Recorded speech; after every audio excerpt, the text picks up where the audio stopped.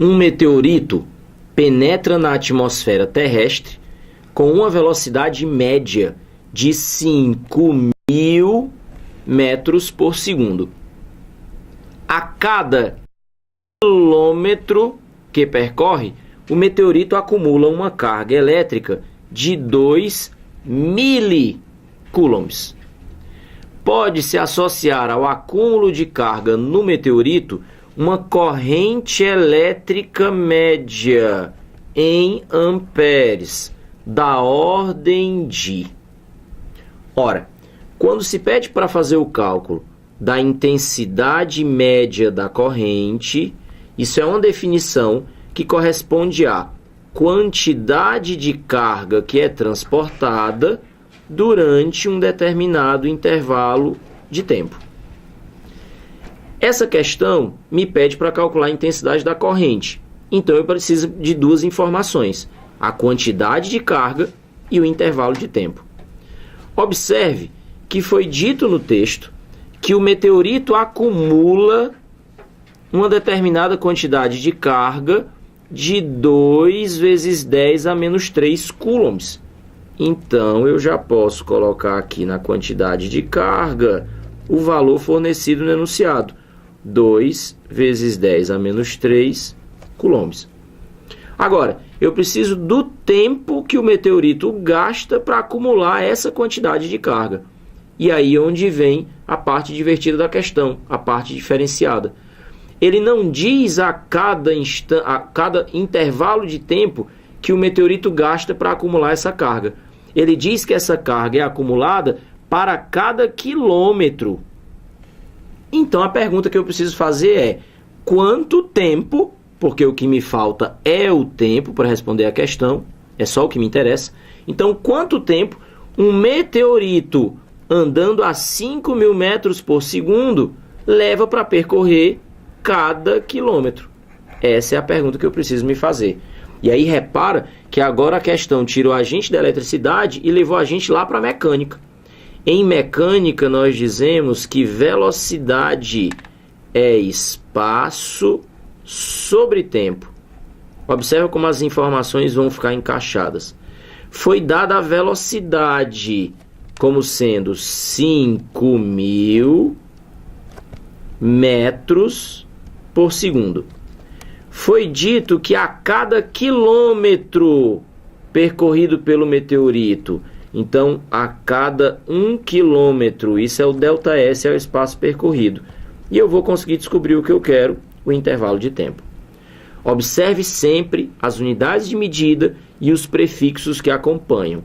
Nós temos aqui a velocidade baseada no metro, e o espaço não aparece em metro, e sim em quilômetro. Mas não se esqueça, quilo é um prefixo que significa 1000.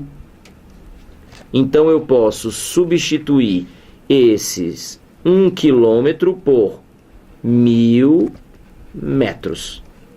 E aí sim a minha equação fica no ponto de ser resolvida.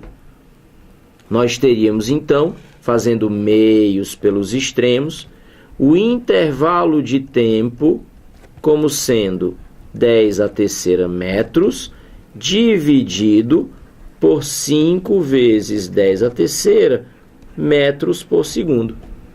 Repara que esse 1000 divide com esse 1000 e desaparece, assim como esse metro desaparece com esse outro. E nós teríamos 1/5 de segundo, ou seja, 0,2 segundos, que eu posso inclusive escrever em notação científica como sendo 2 vezes 10 a menos 1 segundos.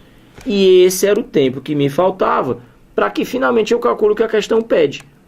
2 vezes 10 a menos 1 segundos. Aqui a gente pode fazer mais um corte. O 2 tira esse 2.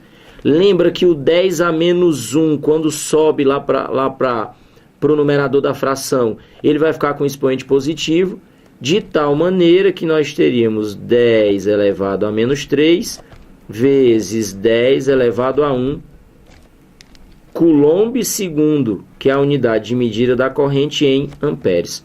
Repete a base, soma os expoentes, isso vai dar 10 a menos 2 amperes. E o pedido que ele me fez foi qual o valor aproximado, qual a estimativa, qual a ordem da intensidade da corrente elétrica média. O que seria, então, resposta correta, alternativa D de dado. E aí, para finalizar, gostaria de chamar a atenção, isso que eu disse aqui vale para todas as questões de física. Um dos diferenciais, quando se compara física e matemática, que muitas vezes em matemática a gente está preocupado em resolver expressões. Tem muito disso em matemática, que você trabalha com os números.